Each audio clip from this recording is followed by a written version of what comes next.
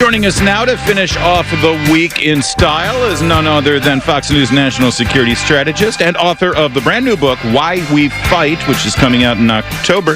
He is the former deputy assistant to President Donald Trump and a heck of a guy, Dr. Sebastian Gorka. Doctor, happy Friday, sir.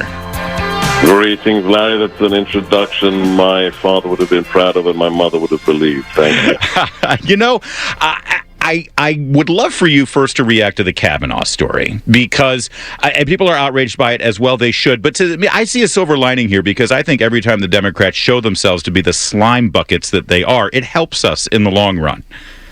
I think you're right. I think when we find out now that this so-called letter has been in the possession of the Democrats since July, and they sat on it. It's just a mark of desperation. It's like when the Washington Post earlier this week turned Donald Trump into Poseidon and said that he's responsible for hurricanes. I think the average American looks at this and they think that you just lost the plot, or you simply are underhanded in the way you run politics. So yes, I think on the long term it's good for the health of the republic when the mask is ripped off these people. Well, and let's face it, this was presented and spit out there to the public by Dianne Feinstein, who we've all been told she's the sensible one, she's the moderate one, she's the responsible one, the venerated die-fi.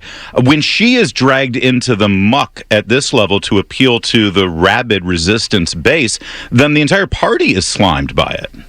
Well, this is, something I've noted in the past, that I'm no fan of the Democrats, or at least the modern incarnation of them. I think John F. Kennedy wouldn't be allowed into the DNC today. But in prior generations, even just 20 years ago, I'm not a fan of Bill Clinton, but they were always the pragmatists on the left who could rein in the crazies. And the really disturbing part of all this, especially after the Hodgkinson shooting and the attempted murder of Steve Scalise, is Larry, who are the sensible ones today on the left? Who's going to rein in this kind of tactic? Who's going to tell Maxine Waters, no, you don't double down on harassment of female members of the cabinet?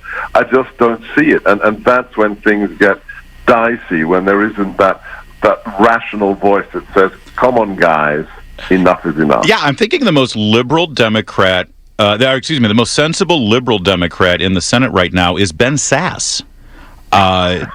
Right. Just off the top of my head. Meanwhile, let's flip over to the other hysteria of the day, and that's the politicization of a hurricane. A storm is now a matter of partisan hyper-politics, Sebastian Gorka. Do you think the president has played this right? I mean, he's not the type, like George W. Bush, to just keep his mouth shut during Katrina and let people say horrible things about him.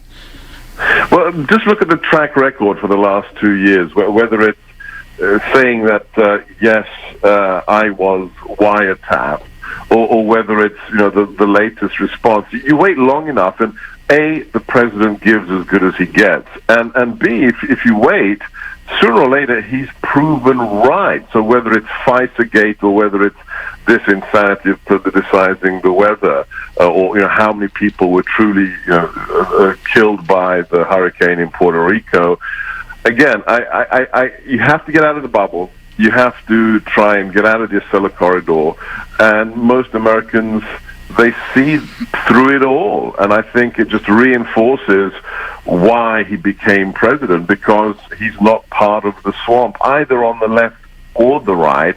And as such, I don't expect a blue wave, and I'm very confident about 2020, to be honest. Well, let's focus first on the midterms. You don't think there's going to be a blue wave? I mean, let's be specific. Are you saying you think Republicans will retain their majority? Because that would be my definition of a blue wave. I think there's a very good chance. I think here's my calculation. Back in 2016, the polls had it in the tank for Hillary. Yeah. And it's clear that there was a phenomenon there where people had decided to vote for the outsider and just wouldn't tell the pollsters, and just wouldn't answer or gave the wrong answer. I think that silent constituency is only larger today, because if you look at the fact, one statistic alone makes me think that this is going to be even better. that in 1 year, the African-American popularity, the popularity of the president amongst African Americans has doubled in 12 months. Those kind of statistics will play out in the polling stations. Well, I think you may be right. Although here's my concern. The left is so motivated and so angry and so upset, with blinding rage. We see it on a daily basis. And as much as I love President Trump, waving that red cape in front of the charging bull, I wonder if his constant pushback and punchback in the next several weeks will actually serve to increase their turnout. Yeah, this is the only issue, that the midterm stands or falls on the issue of the incumbent political party's capacity to mobilize their base and get people out there. I think it was one of the earlier rallies that he spoke at, maybe 4 or 5 months ago. Maybe it was Wilkes-Barre or even before that, or in Florida, where he's not a pollster, he's not a political scientist, but the president nailed it. He said, look at the last 30, 40 years. We get our guy in, and then we think we're fine. We believe in individual liberty. We get back to running our business or whatever it is, and we don't go out to vote for the midterms. And that's why the incumbent gets hammered. And he said, we can't let that happen again. So, he analyzed the trend. The question is, can the GOP, can the conservatives get the base out? Right. And sadly, I don't think it's up to the president as much as it could be. You got to worry about the party. You got to worry about the individual Republicans on Capitol Hill. And I don't see them running fervently on the Trump agenda, on the economy, on immigration, on the things that motivated voters 2 years ago. I think that's absolutely right. And that's why I think as we get closer in the last, 40-plus days, sadly, it won't be a function of the GOP if there's a success, if there's a Republican wave. It will be a function of the president sending a very simple message. If you like the last 18 months, you've got to vote down tickets. So forget about who the individual candidate is and whether they've got an R behind their name. It's about my agenda and whether you like it. So he's got to turn the midterms into a referendum on himself. We've barely scratched the surface with Dr. Sebastian Gorka. Can you stick around? We got to talk about the Manafort plea. We got to talk about the state of the Mueller probe and all of those things. And I might even ask you about what film should never be remade. We'll big topic this week on the program. All right, we're going to continue with Dr. Sebastian Gorka in just a moment. Keep it right here. I'm Larry O'Connor. This is WMAL. This is the Larry O'Connor Show. We are back with Dr. Sebastian Gorka. The book is coming out in October, Why We Fight. I'm looking forward to that. Are there any pictures of me? Am I referenced at all? That's really all anyone in this town cares about with the book.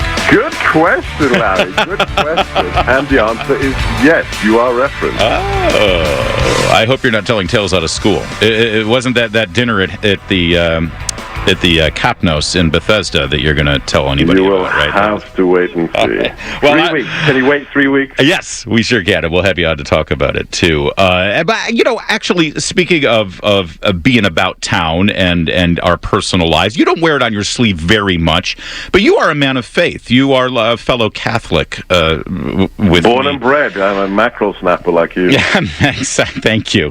What do you make of how the Vatican is handling this horrific, the latest, I should say that it's not like it's a new scandal, but it's just the latest, most horrific round of this scandal, and they're acting like it's nothing. You saw the Pope sitting there with cardinals yesterday, all yucking it up around his desk. And posing with Leonardo DiCaprio, by the way. What is that all about? He can stand there with Leo DiCaprio, but one of the victims of a priest's assault can't have a moment with the Pope? I'm sorry, I'm angry. Yeah, I like to try and be very careful here and to give the pontifex his due respect and reverence. But I was at an event just last night in Arizona, and I heard two of the fellow speakers who are Catholics as well make a comment, and I think it was such a simple comment, and it was just the right thing. They just said, has the Catholic Church not learned anything? This should not be a story. This story, these crimes against the most vulnerable in our society, should have ended as soon as the first scandal broke. When the first scandal broke in terms of the systematic protection of those who have violated the youth, the Catholic Church should have said, okay, we're going to dig deep, we're going to investigate every single charge, and where there is evidence and where it can be proven beyond a reasonable doubt, people will pay the penalty. Yes. Why are we having this discussion 20 years later? It's just wrong, Larry. It is such a great point. Fundamentally wrong. But at the end of the day, and I'm not making excuses, we have to remember these are all human beings and they are sinful men. But the fact that it's still systematic, there is no excuse for a systematic cover-up decades later. Yeah. Well, speaking of systematic cover-ups, it turns us to the FBI in this town, sadly, and what led to the Mueller probe, of course. We learned a little bit more about Peter Strzok and his texting with Lisa Page this week. What did you make of the smoking gun text messages? We need to work on a media leak strategy. I wrote in the Washington Times that media leak strategy only works if you've got a willing media to go along with you. I just find it incredible how this man has no shame, and he and his lawyer proceeded after the smoking gun was, uncovered, to lie to the face of the nation. Oh, yes. Yeah. Oh, yeah. When they said, oh, well, the media leak strategy was to stop leaks. That was the strategy. Right. and if you go and you look at, all the amazing coverage by Lee Smith or Sarah Carter, and you look at the timeline, they're texting this stuff about a media strategy as the FBI and DOJ are dropping stories against the president. So this is, it just tells you just how high the corruption went in the Obama DOJ and FBI, and just how blatant it is. And I still think we have to see criminal charges brought at the level of Peter Strzok, McCabe, and the rest. Only way that's going to happen at this point, I think. I've resisted it, but I've spoken to friends of mine on Capitol Hill, and they agree at this point it's got to be a special counsel. The only way you can get it is to get a second special counsel to investigate the Obama FBI. Do you agree? Or I know how much you hate special counsels. Technically not. I mean, technically, if there was real leadership, what you would do is you'd go out to you don't go to the barrel that's got the rotten apples in it. You forget the Hoover Building. And DOJ mothership goes out west, goes out, I don't care where it is, you go to Oregon, you go out to California, you go out to Michigan, I don't care, and you find agents there who have nothing, and I mean no ties to the swamp, and you create, the DOJ itself has all the authority it needs to root out corruption, but it cannot be done by anybody who knows any of these creeps.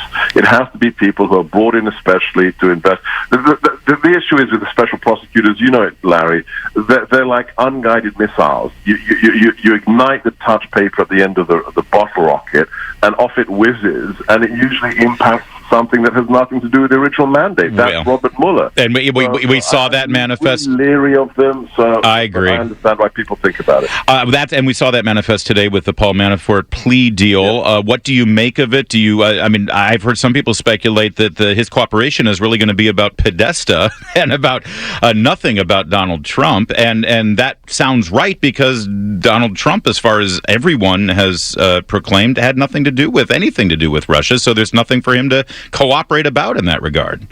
I don't want to make any money for Bob Woodward, but having spoken to somebody yesterday who has read the whole book, Bob Woodward, who treats his I know you know what his tradecraft is. He's the ultimate sycophant. He just licks the boots of all his sources, keeps them anonymous, and just gets them to talk. Right. And the stunning thing about this book is, for all his anonymous sources, Bob Woodward is very clear in his new book. There is no Russian collusion. There's not even a whisper of it or a hint of it. So, yes, I think yet again we'll have demonstrated that we've spent $35 million on nothing, really. And meanwhile, speaking of spending a bunch of money on nothing, they're remaking West Side Story. I went on a spontaneous rant about it yesterday and saying that there's some films that should never be remade. Dr. Gorka, I could have taken calls for 3 hours on this. What movies, in your mind, what movies they shouldn't even think about remaking? Oh, obvious. The best ones. Top of my list, Casablanca and Blade Runner. Don't touch them. I mean, if anybody tried remake Casablanca, I mean, I think I'd be out on the streets with my AR-15. I hope you join. I was not expecting Blade Runner in there. Casablanca, I'm with you, but that was very funny. I was expecting, Casablanca and Gone with the Wind, something of that era, but that's good stuff. Dr. Sebastian Gorka, you have a great weekend. Enjoy the Redskins game. Hail the Redskins. And thanks for joining us today. God bless. Thanks, Larry. Best to you and the listeners.